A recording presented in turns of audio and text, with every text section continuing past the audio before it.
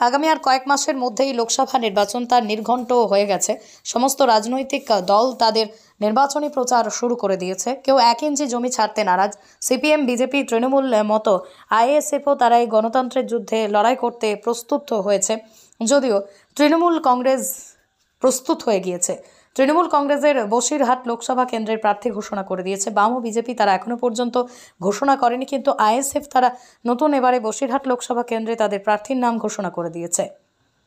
আজ সন্দেশখালী শাহজাহান নেই, এখন সেখানে আর ফ্লগবাজ কেউ নেই। তিনি বলেন যে চুরি দুর্নীতি মুক্ত গণতন্ত্র প্রতিষ্ঠার লক্ষ্যে তিনি রাজনীতিতে দাঁড়িয়েছেন। বসিরহাট থেকে প্রতিনিধি। দেখুন, নুসরত জাহানকে গত 5 বছরে বসিরহাটে মোটে দেখাই যায়নি বললেই চলে। বিভিন্ন অভিযোগ, আর্থিক দুর্নীতির অভিযোগে তাকে ইডি ডেকে পাঠিয়েছে, আমরা সকলেই জানি। এবং তাকে তিনি টিকটাক ভিডিও করতেই ব্যস্ত ছিলেন। মানুষের রুটি রুজির সমস্যা তিনি কখনোই শোনেননি। তিনি বিভিন্ন জায়গায় বিভিন্ন দেশে বন্ধুদের সাথে ঘুরে বেড়িয়েছেন, এইসব তিনি করে বেরিয়েছেন। আর টিকটক ভিডিও করেছেন। সংসদের উপস্থিতি হারও খারাপ।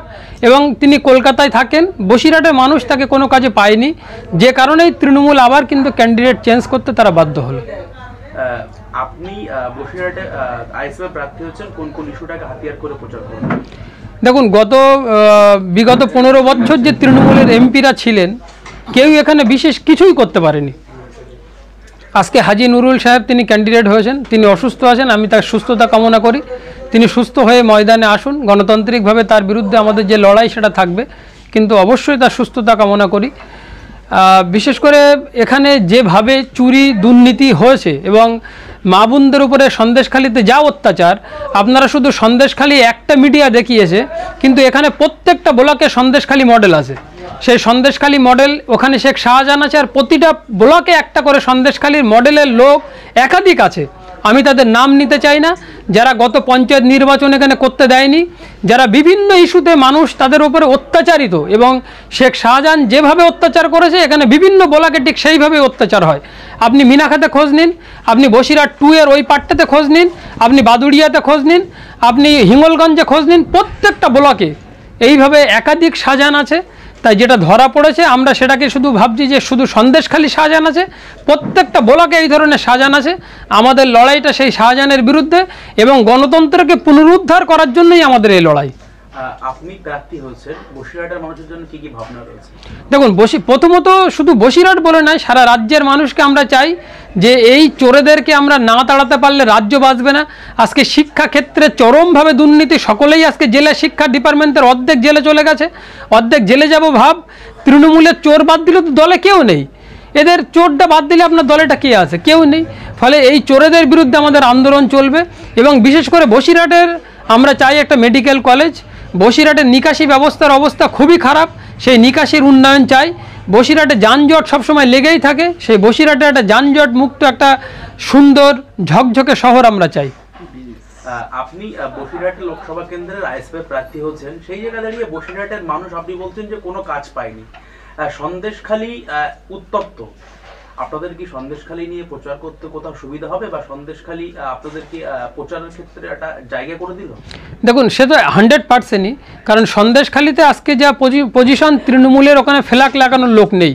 যে কারণে দেখবেন যে শাহজাহান মার্কেটে অন্য বিরোধীরা ফ্ল্যাগ লাগাচ্ছে, সেখানে হচ্ছে যে ওদের ফ্ল্যাগ লাগানোর লোক নেই। তাই সন্দেশখালী দিয়েই আমাদের প্রচার আমরা শুরু করব। এবং সন্দেশখালী এই মডেলটাই সারা বসিরহাট জুড়ে যেভাবে আন্দোলিত হবে, তৃণমূল সেটা কল্পনাও করতে পারছে না। আগামী লোকসভা নির্বাচনে দেখবেন যে তৃণমূল হয়তো বসিরহাটে 3 নম্বরে চলে যাবে। তৃণমূলের প্রার্থী হচ্ছে হাজি শেখ নুরুল ইসলাম, বিজেপি ওখানে বিজেপি প্রার্থী ইতিমধ্যে প্রকাশ করবে। সেই জায়গায় দাঁড়িয়ে আপনি শাসক দল বা বিজেপি, তৃণমূল বা বিজেপি কতটা ফ্যাক্টর আপনার কাছে? না, আমি তৃণমূলকে খুব একটা ফ্যাক্টর মনে করছি না, কারণ সন্দেশখালীতে ওরা যা করেছে, সন্দেশখালী পুরো তৃণমূল মাইনাস হয়ে যাবে। এবং অন্য জায়গায় এদের যা বাহিনী গত পঞ্চায়েত নির্বাচনে মানুষকে ভোট করতে দেয়নি, তার প্রতিফল কিন্তু এবার ব্যালটের মধ্যে অবশ্যই মানুষ তারা দেখাবে। সেই জন্য আমি মনে করি যে আমার প্রতিপক্ষ বিজেপিই হবে। আপনি জয়ের বিষয়ে কতটা আশাবাদী? না, লড়তে তো নেমেছি, অবশ্যই জয়ের স্বপ্ন নিয়ে লড়তে নেমেছি, এবং সেই স্বপ্ন সফল হবে মানুষকে সঙ্গে নিয়ে। প্রচারে কাদেরকে দেখা যাবে? প্রচারে আমাদের যা টিম আছে, আপনারা দেখছেন যেভাবে আমাদের কাছে যুবক টিমরা আছে, সেই টিম অবশ্যই আমাদের সাথে থাকবে। এবং আমাদের আব্বাস সিদ্দিকী ভাইজান এবং নওশাদ সিদ্দিকী ভাইজান অবশ্যই আমাদের প্রচারে থাকবেন। আপনাদের কি জোট হয়েছে বসিরহাট লোকসভা কেন্দ্রে?